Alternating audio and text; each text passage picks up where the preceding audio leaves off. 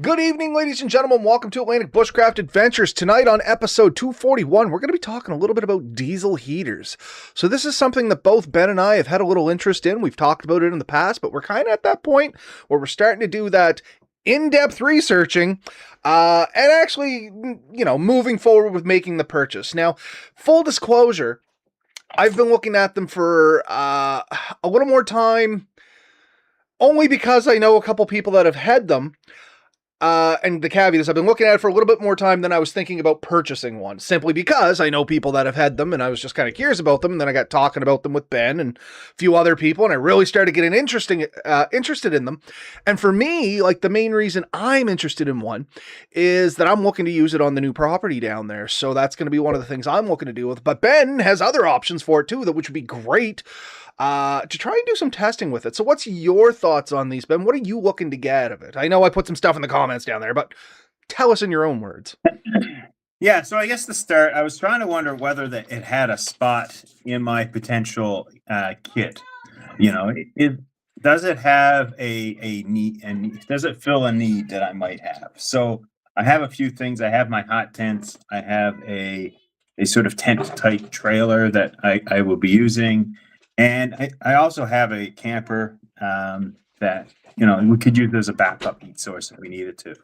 And so I've been seeing people using it to heat small sheds, and I've seen people using them in their trucks, in the back of their trucks, and in rooftop tents, just running the exhaust port for it, or not the exhaust, but I guess the heat port up into the tent just to take the chill and stuff out. So I was thinking about that as an option because I have the titanium wood stove, and I love the titanium wood stove, but if you get to camp late at night, you don't have time to collect firewood. You're trying to set everything up, but sometimes it's in the way.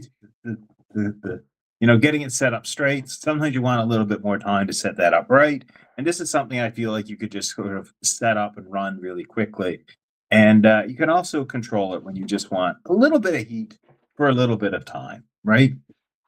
And the other thoughts on this for me is the little titanium stove, great heat, and we already talked about before we came on, I have an affinity for wood heat, but you got to stoke that thing really often through the run of a night if it was colder out. It's kind of the smallest drawback to tent stoves. Their small size tends to mean they only burn for what, Ben? Like 3 hours tops? At best. Yeah. From my experience, if I fill mine up and turn it down and it's burning decently, in 2 hours, I have a few coals, just enough to get it going again. And that's the thing. Sorry, Ben. I think you're going down the path I am. I was just going to say, so when you get a wood stove like that and you're setting it up, let's say you're in a hot tent. So you set your wood stove up and you end up processing a lot of wood the night before, so you'll be ready to go. And in about every 2 hours, I was waking up and putting a few sticks in it and getting it ready. And it would take me 15 minutes to kind of get where I need it to be. And once I got it all where I needed to be, I go back to sleep. But then I never got a great night's sleep because it was up and down throughout the night. Yeah, and that like I said, it's the tiniest drawback to the wood stoves. Just their size and having to stoke it. And at the same time, keep in mind, if it's no stove or waking up every 2 hours, I know what I'm going to do. I'm going to wake up every 2 hours. But much like you said, it does make for broken sleep. It's a little better if there's two of you in the tent or more, because then you can kind of take shifts, set your alarm, try to catch at least 4 hours at a time. There were studies done before in the past where, like, the ideal sleep ratio for a human is 4 hours at a time. More ideally, but you can get away with 4-hour chunks with an interruption in between, and do another 4-hour stint and still be cognitively unaffected. I'd have to look the study up again. But anyway, I know it came down to 4-hour chunks. But that dates back to our primitive times when basically we were hunter-gatherers, slept for 4 hours time, got up, looked for a meal, went back to sleep. I think it's just kind of, like I said, I'd have to read the study again. But anyway, it's there. The idea with the diesel heater is, ideally, you can turn this thing on, even at low, because as we've mentioned in the past with hot tenting, or even like what I'm going to use with it, you don't have to have it a sauna when you're asleep. You just need to take that bite off. Most of the sleep systems we have are rated for minimally around 0 degrees. I mean, some of our better gear, of course, is rated for lower than that. We're looking at like minus 18. I'm trying to think of what the Fahrenheit conversion is for that. Help me here, Ben. I'm not on my game tonight, man. Not firing on all cylinders. But anyway, I've never been good at yeah, that. I'll look it up here in a second. But anyway, we have lots of sleep systems that go down lower than that. But ideally, if you can take the chill off, get it down to like that 0 degrees, you'll sleep a lot more comfortable. You don't have to have it hot. You don't have to have it to where you're sleeping in your underwear. You just have to have it to where you're not shivering when you're in your sleep system. And that's ultimately all we're trying to do with this. In my instance, I'm going to have an insulated building by the end of it, and this isn't going to happen overnight. But that's going to be great for me because, like I was telling Ben before we started, I could probably heat it with a handful of candles and everything would be fine. But with a hot tent, a lot of that heat tends to dissipate through the canvas itself. Like some stays trapped inside. You're not warming everything around you. You got this bubble. But it also transfers that heat outside fairly quickly. Thus, when the stove dies down, you immediately know it. Like when I say stove, I mean wood stove. Once it dies down, you notice that temperature drop almost immediately. You only get a small buffer in there to where it's, I got coals and now it's cold. The diesel heater ideally should take the chill off all night, zero attention. Now, one of the things that we have learned about with these diesel heaters is everybody thinks the exhaust is going to be the loud part. It generally isn't. Right before we came on, this is what we were talking about, and it's the freaking fuel pump in these things that make the most amount of noise. And they don't just turn on and stay on. That way, you would get used to the sound and just get accustomed to it and sleep through it. These things pulse. And I don't know about you, Ben, but that's the worst thing you can do to me because that uninterrupted, like every now and then, and then it'll stop for a bit, and that's going to drive me nuts. So that is the thing we're trying to figure out around here. But the good news with these diesel heaters is they do not have to be in the tent with you. Frankly, I'd recommend them not being in the tent with you. You can set them up outside of the tent, pipe the heat in. In my mind, it was as simple as running the heat duct, basically dump it in your flue hole. You know what I mean? The hole that you use for putting out the flue for the hot tent, you could literally take the heat transfer pipe directly into that. And you could pump the heat in, keep everything outside. The downside for Ben on this one that we were talking about is canvas walls tend to not be that thick and don't block a lot of sound. So we're going to do a little bit more investigating and see if maybe a different heater have different results. But I know the two that I've been dealing with here, my neighbor directly beside me who's been helping me with the property, plus a friend from the fire department, two different heaters, almost identically internally, like Ben and I were talking about. But the fuel pumps, they're both atrociously loud. And there's a big cost difference between these two diesel heaters too. One is kind of your entry level low end cost point, and the other one is like upper middle higher price point. So like 200 versus 500. So there was a significant price difference between them, and I was expecting kind of, $300 difference in quality. I really didn't see that, in all honesty. So the research I've done, there is better pumps you can buy, and there's machines now with better pumps. And the entry rate is actually very close to $100. Like honestly, a lot of the ones I'm finding here now, Vivor is a company that I see a lot of. You can pick them up. There's another one, NF Bros, I think was another one. There's a bunch of that I've been looking at to see what's on the go and where to go with them. And they vary between 3 basic shapes. And then the price goes up into the thousands, honestly. And one guy bought one of the cheaper ones, probably $150. And then he was trying to quiet it down. He bought mounts for it that would take some of the impact noise from the little piston that's running inside of it. And then he bought another pump itself and replaced that pump. And he bought a cover to wrap it. And then he even bought the sound deadening sound. And he took the whole case off and lined it with the sound deadening sound. And he definitely made it much, much quieter. He definitely improved upon the product. But honestly, if I'm going to pay $150 and then spend almost another $100+ to update it, maybe you're better off just buying a better version to start with. And so that's what I'm kind of thinking about with it. So yeah, there's definitely that. There's 3 things you have to be kind of aware of with these, I think. 1 is the pump sound.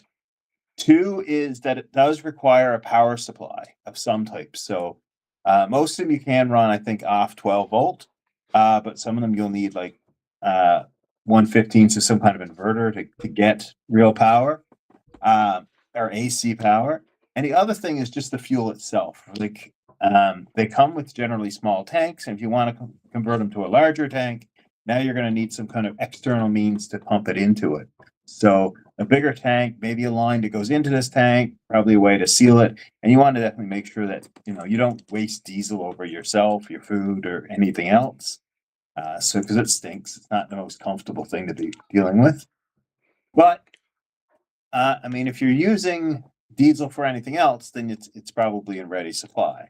The downside is most of us aren't using diesel for anything else. Like we're using gas cars, gas trucks, gas generators around here. Diesel isn't as common, so now you're potentially carrying two fuel sources around, right? So one of the experiments I'm going to try, and I'm going to buy one of the super low cost ones of these, like the $100 series, $150. I'm going to try and convert one of these over to work on like cooking oil. You remember how you used to be able to do it with the old Cummins engines? You'd drill out the restrictor plate and it would allow more little flow. So I think I'm going to try something like that with one of these. I'm going to buy one specifically for diesel, and then I'm going to buy one to see how I can modify this thing, because I like to screw around with stuff. On the note of diesel, because you were talking about it there, it is worth noting, if you are not familiar with diesel, it does have a lower flash point than gasoline, so it doesn't ignite as readily. But because of that, it is kind of technically an oil. That's why they call it diesel oil. It does have a tendency to seep through stuff, as where gas would normally evaporate off, maybe leave things brittle.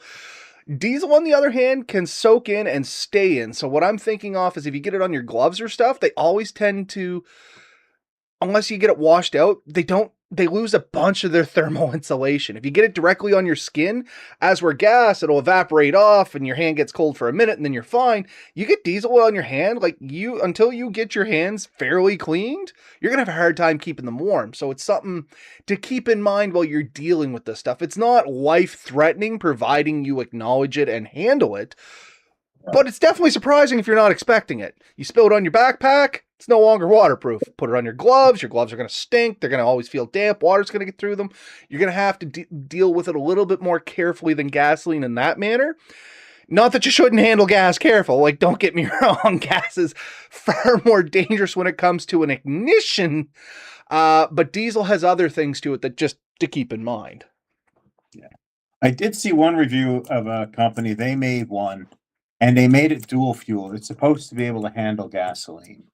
So I don't know what they did to do that. I wouldn't recommend trying that in one that says for diesel. And you may get away with kerosene. You may also get away with vegetable oil, or maybe some combination thereof, because those are lower flash point fuels that are very similar in operation. But always be extremely careful. And I can't emphasize this enough. If you're going to put a non-approved fuel in any item, you're taking a lot of risks. So absolutely. Awfully careful with that. But those are the three concerns I got. Now, I have power supplies. You could hook them to your car. But you definitely don't want to have it kill your car battery, right? You don't want it to kill your way out. And this is kind of the experimentation that I need to start doing. I want to know if I can run it off my truck overnight, or if it's going to kill my battery. So I'm going to buy, I have an external battery, fully charge it up, put the clamps to her, and this is what we're going to run it for, and basically keep a monitor on it, just, one of those little digital gauges that tell you how much voltage is left in it. So yes, that's going to eat up a little bit off it, but we'll make one that's relatively low consumption and try and get a little testing done under that. Now, down in the country, I have mentioned before, I plan to set up a little bit of a solar system, and I'm looking to do between 2 and 4 deep cycle batteries and 1 or 2 100-watt panels with a couple of controllers and then maybe an inverter. The inverter is more for charging my laptop and stuff like that. I'm hoping I can run this off the 12 volt with limited consumption. If anybody has a little experience with this, like, I can read all I want, but I am very curious to see what people have actually been getting, because I have mixed comparisons so far, and it seems like it's all over the board depending on a bunch of other stuff. The other thing that I need to try and look at for this thing is, like I said, the noise of that pump, and what Danny has said over here in the comments, Red Sand Adventures, because I know he's looking into these as well. You can put it inside some sort of insulated box to cut down on the noise as well. And you can isolate the fuel pump that way, literally clip the box over it, because it is just a pump that is pumping the fuel up.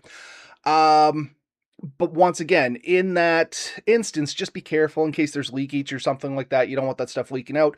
At least where it is diesel, it does have high flash point. You probably don't have to worry about it igniting from any of the electricity there. But still, you don't want diesel leaking out into it. Yeah, like we had a generator with our old camper, and one thing we found is if you put something between you and the generator, that blocks a lot of the noise. So we had longer extension cords, and oftentimes I would just go a little into the woods and just drop it in below a small hill or a burn, and that would deflect a lot of the noise away from us, and we barely heard the generator, and that was definitely an advantage. But with this thing, I mean, your expandable hose, say it's 6 to 10 feet long. Uh, the more of that that's outside, the more heat you're losing before it even gets to your shelter. And So that's you want to another keep thing. Can you get insulated pipes for these things, or have anybody done heavy modifications to keep that heat loss out? Like I could imagine building an insulated box, for lack of a better explanation, running your heat through that, and you would save a lot of it. That's okay for me. How realistic is that for you? And are you going to lose enough heat that it doesn't make it worthwhile using in the hot tent? Well, with my larger hot tent, I would be sorely tempted to put most of the system within the tent, just because I think I'd gain the most of the heat. And then what I would probably do is you can get muffler wrap and wrap the muffler pipe and then just run it under the lip, because my hot tents have no floors, so I can just lift one of the flaps and run it out from under there. And maybe I can put something over it just to make sure I don't melt my tent, because that would upset me a lot. But then that's all on the outside, and then you have your little unit. I see my controls. I can control it from inside. Some of them that I've been looking at have remotes, so like a little wireless remote that you can, turn it up and down, and that seems really useful, because I think for me, once I'm in bed and comfortable, I'll shut it off. But then, when I'm about to think about getting out of bed, I might want to just click it on for a few seconds just to take that chill out before I get up and have to get dressed and ready for the day. So it might be an option. And then like my wood stove can't go in all my items that I'm looking at. So, but I could use this unit in more spots. So, I have my power station. I think I've talked about my power station, and I have a solar generator, whatever you call it.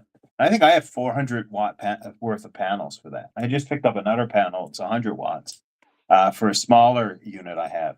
So I think either of those could run it for a period of time. And if I'm just going out for a night or a weekend with, a couple of buddies, and I just want a spot that, when it gets dark, you want to be able to take the chill off, maybe sit down, have a game of cards, or, eat a meal in comfort. That's where I would love to see this. So that's my potential. I think that I can run that off of either unit. But it is going to take a power draw, so it is something else you're dragging around. It's definitely not a lightweight thing that you're going to drag miles in the woods. You're not, because you have to drag fuel, the unit itself, and now a power station for it. So it is to me, still more of a car camping or short hike option. So a walk-in site where you can't park right at your vehicle, but you're probably not more than a few hundred feet away.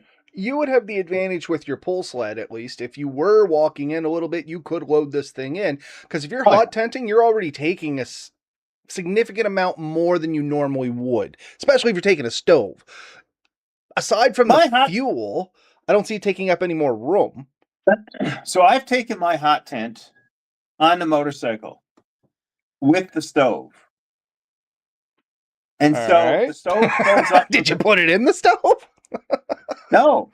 The wood stove I have is the titanium one. It's no bigger than a laptop, so it easily fit in my side panniers in my bike. And the tent, honestly, I could probably grab it. It isn't that. This is a big tent too. Then my small tent's even better, but my big tent isn't ridiculously big. Like, it's probably a couple of feet wide. Okay, that's not bad. Yeah, I was expecting bigger, to be honest. So honestly, between that and my sleeping bag, yeah, it's a full pack, but it's doable. And motorcycle camping is still, motor camping, but it's much lighter. So I took this on a trip. We went up north, me and my buddy Jim, and we had a great time. We really did. But we wanted to to enjoy ourselves. We had a couple of nights planned. And so I just threw this in and set it up. I had a mansion. Like, I looked over his little tent. He could have set his tent up in my tent, and I still had room. Are you saying you were making people jealous, Ben? Because I find that hard to believe. No, I would never do that. I would never show off what I can manage to pull into the woods just to say I can do it. So just before we move on, I want to throw a shout out there to Jim B. Join us for the first time. New to your channel. Love the content tonight. Usually watch archive videos of yours. SE Mass. So, Jim, welcome to the show, man. Do you have a channel of your own? Anything that we can direct viewers to take a look at, or more importantly, our listeners? Because we do have only a limited amount that join us here on YouTube, as most of you folks are probably aware, listening to us out there in the audioverse. The vast majority of our listeners do come from our podcast. So if you got something there, Jim, you want us to shout out, you just let me know there, buddy. Okay, back to the diesel heater. Something that I just thought of. It's going to be a lot easier to regulate the heat with a diesel heater. With a wood stove, yes. If anybody has dealt with wood heat or a wood stove in general, you kind of have two settings. Hot or cremate. Generally, when you first get it going, it gets really hot until you get that stabilized burn going, and then you can kind of shut it down, and you can manage the heat for a short time. Even the wood stove I use here in the house, once it's full and we get that good burn, then we can kind of regulate the heat. But the in-between, like getting your fire going, generally that is like getting slapped in the face with Satan's mitt. You know what I mean? Like, you gotta let it burn so it burns clean. You don't build up creosote and you know, it's not gonna go out on you. So you kind of gotta do that. With the diesel heater, at least, it's just click and heat. You said some of them come with remotes. Funny enough, the neighbors does come with a remote. What I'm curious about, and I'm trying to look through my research on this, and I see a lot of them have the thermometer built into the unit where they can regulate the heat. But I'm wondering if you can get a remote unit that you can, like, if you were to set the heater up outside, could you bring a thermostat inside and it self-regulates the heat? One I've seen, the control panel actually can detach, and there's a wire that you can run in, and you can run it to a different location even. So that wasn't even the remote. This one had a remote, but there's a lot of options out there, and it's really worth looking into it. The price range varies, and it's really funny because I think sometimes the price range varies with no real reason, because a lot of the reviews I've watched, the internals are oftentimes very similar. But what I am finding is the build quality is where it varies. Some companies aren't actually making sure all the screws and nuts and bolts are tightened down and everything's assembled well. So some of them are slapped together kind of quickly. So even though you may get the exact same burner can from the exact same company in China, the people that assembled it into this unit, because they usually put it in a little case of some type, may not have really put good time and care in assembling this. Other people have installed them into like toolboxes. I've seen a bunch of people doing them in the Milwaukee packouts. So now you're taking $100 heater and installing it in a $300 box. And then they're charging $1,000 for it. So I'm like, that's a really good profit for somebody potentially, because I don't know that would really take all that much time. And what they're doing is pre-order. So they're not even like they bake a whole bunch up. When you order it, they'll assemble it for you. So they'll go to the store and probably buy a box, and they'll buy the unit, and they'll just assemble it there. And then 2-3 days later, you potentially get your thing, or a week later. And it's a good deal because a lot of people are never going to go through the effort of doing that. And even trying to cut through a box may be something you just don't have the will to do. And the thing is, all these projects are good and dandy if you got the tools to complete them. Some people don't have things as simple as like a hole saw. You know what I mean? Yeah. I didn't have one for ages, didn't really need one. And it's hard to cut a hole this big perfectly round with a jigsaw. Like, you can get close, but it's not close enough. Everywhere. I turn around just tripping over hole saws. And I'm not joking. Like, I got them here, I got them down to camper, I got down to cabin. Yeah, now I do now, but it's one of those things that you rarely buy unless you have a reason to buy it, right?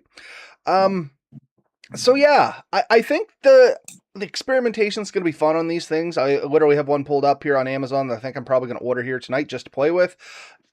Bare minimum, I can use it in my garage as well. I have a wood stove out there, so I mean, it may replace out there for when I'm tinkering in the garage, because I don't go out there a whole lot through the winter, but I still go out there, do maintenance on the snow blower, take the four-wheeler out from time to time, you know, whatever. And to get a fire going out there, to get that place warm, I generally have to go out an hour before I plan on doing something, get that fire going, kind of let it heat up, and then it's good to go out. As we're with the diesel heater, I'm hoping that heat is, cut that time down to like 20 minutes. Turn it on, let it blow heat in there for 20 minutes, and it should take the chill off. And what I think you'll find is that the wood stove overall will put out more BTUs, but you will get, it's a quicker, easier setup to get the diesel running.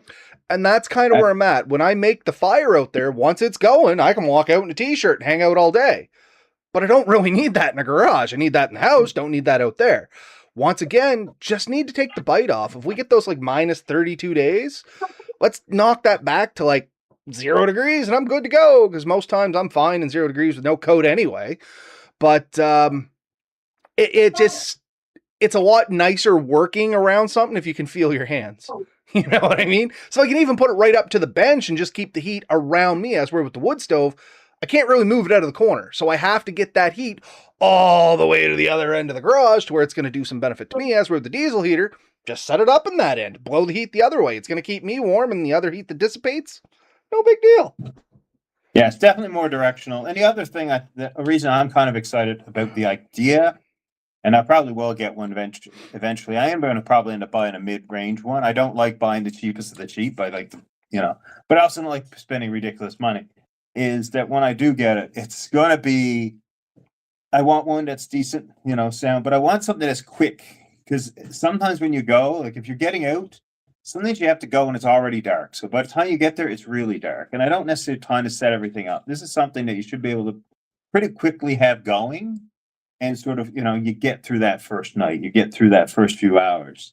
Also with the wood stove, what I found is like in the morning when it was time to move, I had to make sure the wood stove was cool. That took, 20, 30 minutes for the thing to cool down, maybe longer if I had it running decently to cook a meal or something before I was ready to set it down.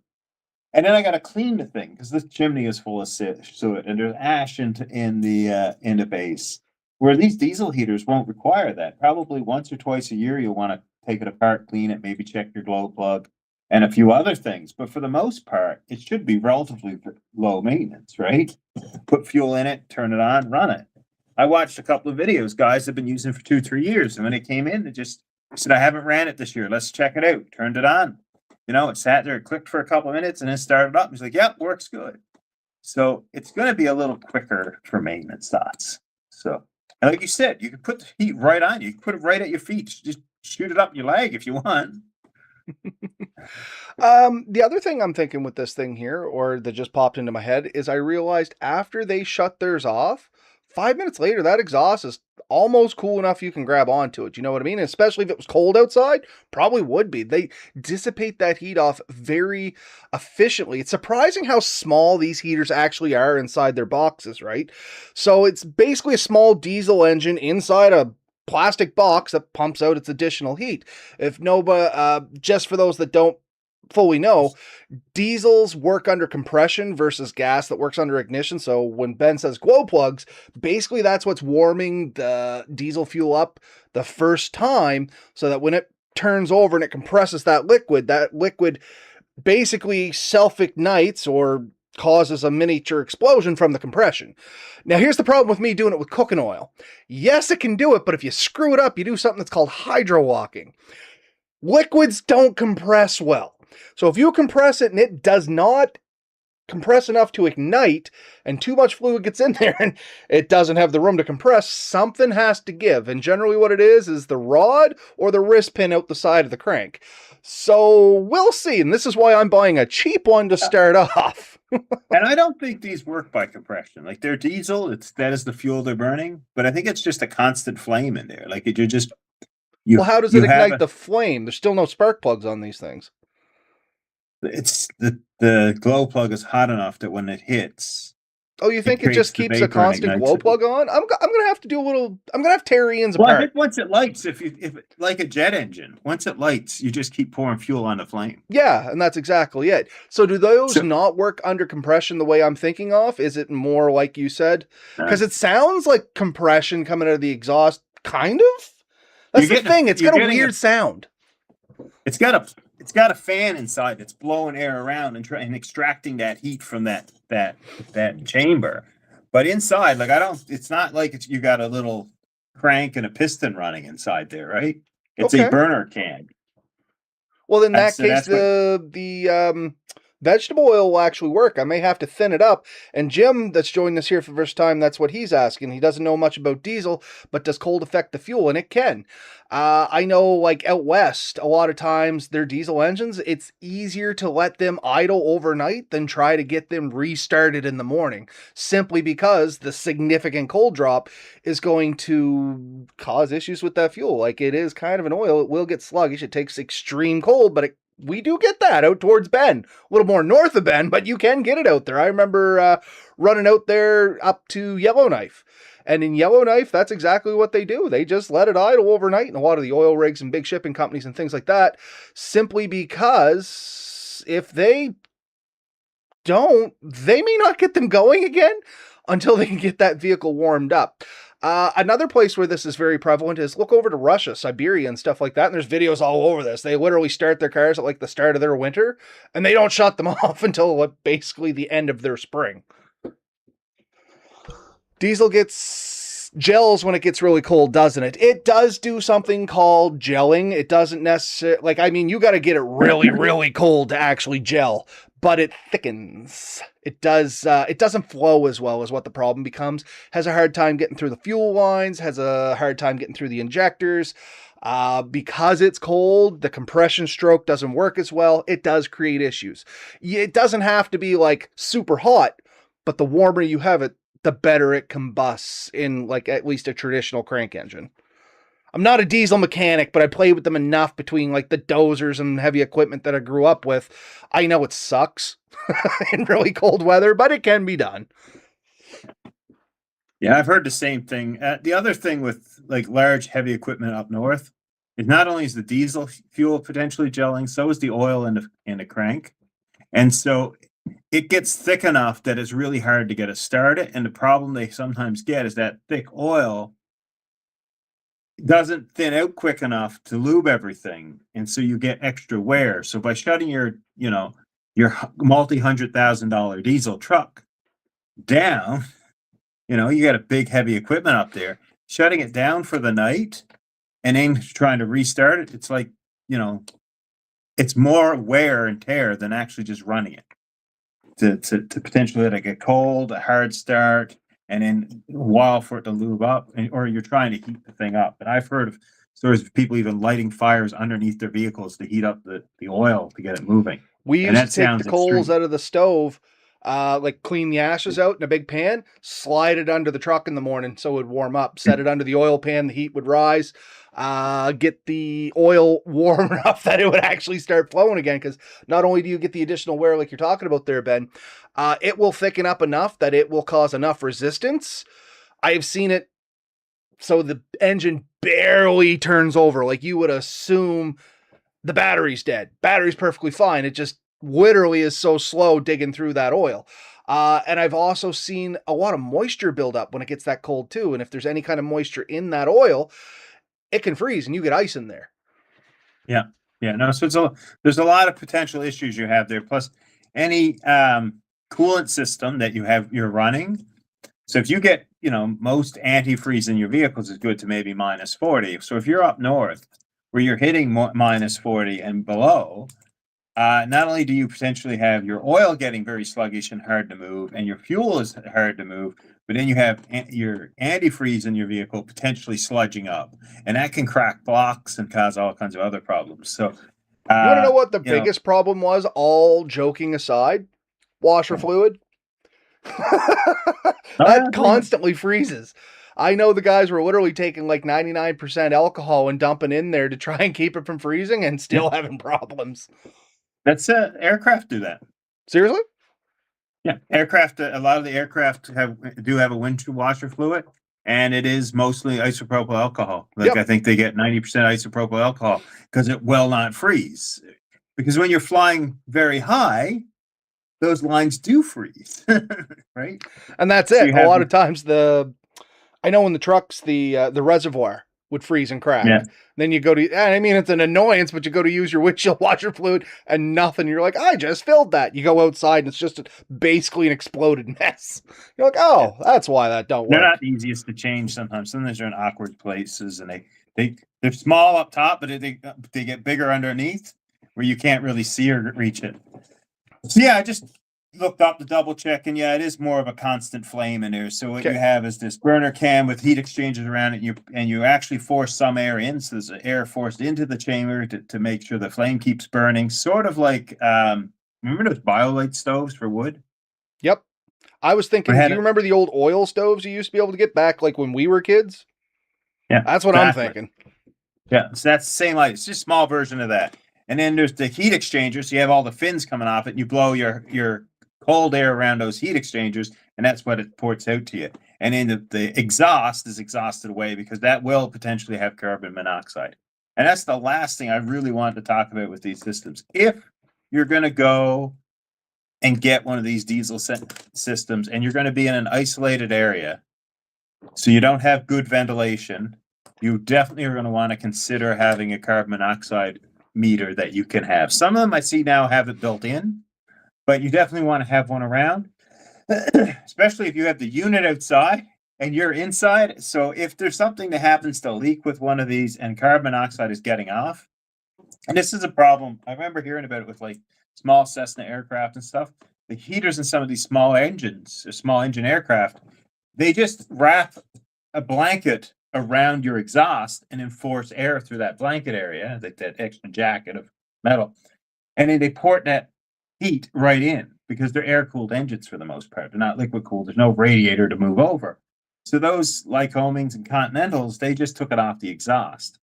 Well, every now and then there'd be a pinprick hole, not enough that you noticed it for sound or anything, and it would fill the cabin with carbon monoxide, and people would asphyxiate in the planes. They'd fall asleep. They wouldn't even know. They just know they're getting tired. And they fall asleep, and in many cases, you never wake up, crash the plane or whatever. The one time you don't want to fall asleep is piloting an aircraft would be my guess. But the same thing is with this. If something happens, if something gets loose, or there's a problem with your system, and then carbon monoxide is leaking into your hot, warm air that you're pumping into your isolated camper or cabin, tent, or whatever, and that can slowly fill the area with air with less oxygen and more carbon monoxide. And next thing you know, you'll fall asleep and you could wake up with, if you're lucky, with a really bad headache and really regretting life's decisions. Or if you're not lucky, you may never wake up at all. So getting one of these meters that's going to alert you long before it's bad enough to make you sick can really help. So do keep some safety in here. Make sure you're considering that. Also, keep fuel away from the stove or the heater, because you wouldn't want to spray spark to ignite something. So especially when you're camping, I mean, we camp with fuel stoves. Some of these fuel stoves are gaseous and others are liquid fuel, but a lot of them are like gasoline and naphtha and white gas and things like that. These things are stuff that lights like that, right? Have a very, very low flash point. Right? So they can ignite at surprisingly low temperatures. So you wouldn't want these fumes to get around and cause an explosion near this heater. So you want to be somewhat careful with that. So you're working in small confined areas. Make sure you're really taking the precautions, something like a carbon monoxide, dioxide detector, and then just making sure you store flammable things away from the machine that's basically creating a constant flame. Those would be very important things to do. But other than that, I think that they are lightweight, compact, low power, and they could be a really good solution for a longer term camp, for car camping, or if you're pulling a Polk sled, maybe you want to pull it back, especially if you're not going miles and miles, but probably just, a small distance away, something you're willing to make 1 or 2 trips to the vehicle. If it's that close, this is definitely an option for you. And if you're doing car camping, you're sleeping in the car, you're sleeping in a rooftop tent, this is something that you can set up on the ground outside, run your line up to you, and get it in there. And your question about insulating your lines, I'm pretty sure you can buy insulation to cover those lines to reduce heat losses for sure. Perfect. Good spot as any to end it here tonight. We actually went 10 minutes over, and we were worried we weren't going to get the full episode in. Funny how we can talk about anything for any amount of time. Anything. Anyway, we're going to draw the line there at 40 minutes, I think. There's a future show for us. Anyone chooses any topic and see if Ben and Robert can talk for an hour on that topic. I'll take that. I'll take that challenge 100% of the time, and somebody's going to be disappointed with the results. But anyway, like I said, good spot to end it here tonight. Hopefully that got people thinking about it. And honestly, if you folks have more experience with these things than I would, for sure, definitely drop in. Give us your 2 cents on them. Let us know what your thoughts are. What are things that maybe we're not aware of? This is new to us, and we appreciate the feedback, or at least I do, and I'm sure Ben does too. Don't get me wrong. Yeah. I know Ben tends to do heavy research and then relay that over to me, and I do heavy research and relay it over to him, but it doesn't really compared to having the hands-on experience. You know what I mean? You can read 1,000 words, but if you actually do it, you've lived 1,000 words. Yeah. But no, I've done a lot of research. There's a couple that I'm definitely very interested in. I think probably come February, I'll probably have one. Yeah. So that it's a shoulder season thing for me, I think, and definitely like extending my fall and catching my spring a little bit earlier and trying out some different things. I have some options I definitely want to play with. So awesome. So look forward to our trials and errors in the future, I guess. And if I potentially blow one of these up. For everyone else, get out there, have fun. Let us know. And if you have one of these, I'd love to know what your thought is on the particular version you got and what you would do to improve it. Absolutely. Night, folks. See you next week.